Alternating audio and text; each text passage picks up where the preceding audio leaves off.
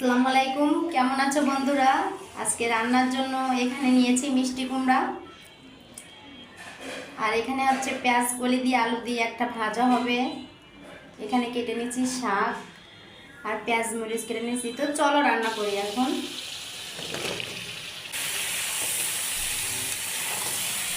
হালকা নাড়াচাড়া করে এবার শাকটা দিয়ে দিব। ততক্ষণ কষাবো যতক্ষণ হালকা তেল তেল ভাব না আসবে। আমি পানিটা আগে থেকে গরম করে রাখছিলাম, এখন দিয়ে দিব।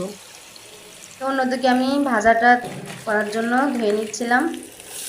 এই যে তরকারিটা হয়ে গেছে, একটু জিরা গুঁড়ো দিয়েই নামিয়ে নিব।